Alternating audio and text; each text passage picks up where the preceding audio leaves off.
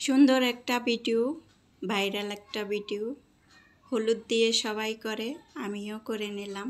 এই তো দেখো, দেখতে থাকো, অনেক সুন্দর হয়েছিল ভিডিওটা, তাই ট্রাই করছি। আর এরপরে হবে বৃষ্টির রিমঝিম শব্দ, দেখে নাও। জানলার ধারে অনেকক্ষণ দাঁড়িয়েছিলাম, এই বৃষ্টির শব্দ শুনছি আর অনেক ভালো লাগছে। আমি বৃষ্টিতে ভিজতে পারি না, তার জন্য বৃষ্টিতে ভেজার চেষ্টাও করি না, ঠান্ডা লেগে যায়। অনেকক্ষণ দাঁড়িয়েছিলাম জানলা ধরে। একটু দেখো, অনেক সুন্দর শব্দগুলো অনেক ভালো লাগছে। আর এই রিমঝিম শব্দে বৃষ্টির মশমশা কসকসা পাকোড়া খাইতে কার না ভালো লাগে। আসসালামু আলাইকুম। আজকের ভিডিওটা শুরু করতেছি আমি। এই যে সুন্দর একটা সময়, নতুন দিনে নতুন ভিডিও। আমি তো পাকোড়া বানানোর জন্যে, বড়া বানানোর জন্যে কোনো কিছুই খুঁজে পেতেছিলাম না। তারপরে দেখলাম ডাঁটা পাতা আছে, ডাঁটার শাক। ওই ডাঁটার শাক দিয়ে আমি এই রেসিপিটা করে নিলাম।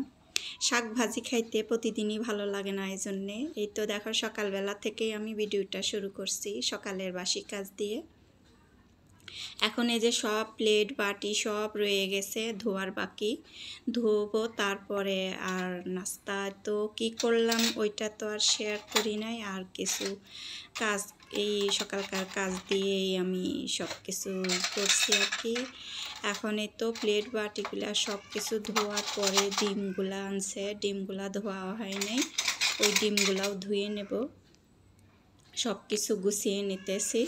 সব কিছু গুছিয়ে নিলে, পরিপাটি হইলে চুলার কাছে আসতে ভালো লাগে, পরিবেশটা সুন্দর থাকলে রান্না করতেও ভালো লাগে। আবার মানে বসতে উঠতে বসতে সব কিছুতেই ভালো লাগে।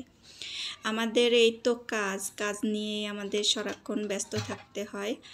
আর সারা দিনের কাজকর্মই হচ্ছে শেয়ার করাই হচ্ছে আমাদের একটা মানে নিয়মের মধ্যে পড়ে গেছে। আমরা সবার সাথে সবাই শেয়ার করি যে বাসায় কী কাজ করলাম, কী করলাম। সবটা কি আর ধরা যায়, সবটা কি আর কাজ শেয়ার করা যায়, সবটা করা যায় না, সম্পূর্ণ করা যায় না কখনো।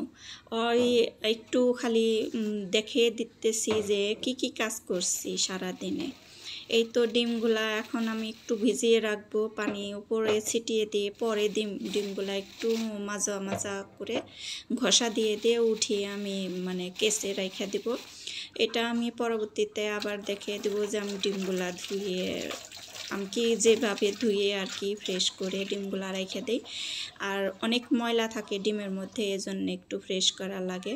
এখন এই তো চুলা মানে সকালবেলা আগের দিনও আমি চুলা মোছা দেই নাই। অলসতা এক এক সময় না অনেক অলসতায় ধরতে গেলে কাজ করতে ইচ্ছা করে না এক এক সময়। তারপরেও কি করার আছে, এই তো সবটাই তো আমাদের করতে হবে। এই জন্যে একদিনের কাজ যদি আরেক দিন রেখে দেই, অনেকটা কাজ বেশি হয়ে যায়। তাই অমন করে বসে না থেকে আমরা সব সময় চেষ্টা করব যে কাজ সব সময়টা যখনকারটা তখনই শেষ করার। আমরা যেহেতু মানে আমাদের সেই কাজটা আমাদেরই করতে হবে, তখন আমরা বসে থেকে আর কি লাভ, বসে থাকলে আমাদের লস। মানে একটু ফ্রি টাইম আর কি বসে থাকার চেষ্টা করি। তো কাজ বাদ দিয়ে আমরা একটু সময় আমাদের জন্য বের করি যে এই কাজটা একটু পরে করলেও চলবে, আমাদের জন্য একটু সময় বের করি। রান্নার পরে আর কি রেস্টে থাকার খুব লোভ হয়, খুব লোভ হয় যে এখন রান্না করলাম, গোসল করলাম, একটু নামাজ পড়লাম, তারপরে কেউ যদি একটু ভাতটা বেড়ে তারপরে ডাক দেয়, ডাক দেওয়ার মানুষ নেই আমাদের। এই তো সকাল থেকে কাজগুলা অনেক কাজ করছি সকালবেলা, দুপুর হওয়ার আগ পর্যন্ত এই তো ঘোরাফেরা, হাঁটাহাঁটি, সব কিছু বাইরে ঝেড়ে মুছে তারপরে পরিষ্কার করে নিছি। এইভাবে কাজগুলাই তো সবসময় করতে হয় না, তা অনেক ধুলাবালি তো। এখন আবার বৃষ্টির দিন, কেমন একটা ভিজা ভিজা ভাব, সব দিক দিয়েই ভালোও লাগে না। সব সময় বৃষ্টি পড়তেছে, বৃষ্টি পড়তেই আছে। তা সকালে দুপুরের বৃষ্টিটা আমি একটু আগেই দেখিয়ে দিলাম। এটা আমার মানে রান্না করার পরে যখন আমি রান্না শেষ করে জানলার কাছে দাঁড়াইছি বৃষ্টিগুলা দেখতেছিলাম, তখন আমি বৃষ্টির সময়টুকু আমি ভিডিওতে ধরে রাখছি যে আমাদের এইখান দিয়ে খুব বৃষ্টি হইতেছে টাঙ্গাইলের এদিকে। এই তো তারপরে চলে আসলাম এই তো রুমের ভিতরে। রুম থেকে আমি যদি বের হই, রুমের থেকে বের হইলে আর সহজে রুমের কাছে আসা যায় না, আসিও না। সারাক্ষণ ওই চুলার কাছে থাকি আর ওই ড্রয়িং রুমে বসে থাকি, সোফার কাছে বসে থাকি, টিভির সামনে বসে থেকে তো মোবাইলে সবার ভিডিও দেখতে হয় আর কমেন্ট করতে হয়। আমার আবার ভিডিওটাও আবার একটু করতে হয় আমার জন্যে। এই তো এইভাবে আমি সময় বের করি, মানে আমার জন্যও বের করি আর সবার জন্যও বের করি। একটু একটু করে কাজ করি, আবার একটু একটু করে ভিডিও দেখি। এইভাবে সবার ভিডিও কন্টিনিউ করতেছি আমি। আমার ভিডিও কেউ দেখে না, আমি বুঝি না আমার ভিডিওতে এতটা কি খারাপ আছে যে শেয়ার করি, সবার মতো করেই আমিও শেয়ার করি। সবটাই ভালো লাগবে, আস্তে আস্তে দেখতে থাকো। এই পর্যন্ত যে আমার পাশে আসো, কি আমার ভিডিওর সাথে আসো এই পর্যন্ত এসেছো, সবাই একটা লাইক দিয়ে তারপরে ভিডিওটা দেখতে থাকো। দেখতে দেখতে হয়তো বা ভালো লেগে যেতে পারে। মানে বলবো না যে খুব ভালো করতে পারছি, অনেকেই অনেক সুন্দর করে ভিডিও করে, আমার তো তেমন একটা ভিডিও ভালো হয় না মনে হয়, এই জন্যে কারো কাছে পৌঁছায় না, কেউ লাইকও দেয় না। গণামাত্র কয়েকটা লাইক আসে, তারপরেও যদি বলে কয়ে তারা দেয়। আমি প্রত্যেকটা ভিডিওতে লাইক দিয়ে দেই। আমি এইভাবে লাইক দেই যাতে আমাকেও সবাই লাইক দেয়। আমার ভালো লাগে যতটা, আমিও বুঝি যে একটা লাইক দেখতে পেলে মানে এই লাইকটা যে কতটা উৎসাহ বাড়ায় আমি তা বলতে পারবো না। এই তো কাজের কথায় আসি, কাজ করতেছি তো করতেই আসি, সারাদিনই কাজের মধ্যে থাকতে হয়। কিছু আম নিয়ে এসে রাত্রে আমাদের মেহমান আসছিল, তখন কিছু আম নিয়ে এসেছিল। তখনকার আমগুলা অনেক মজা ছিল।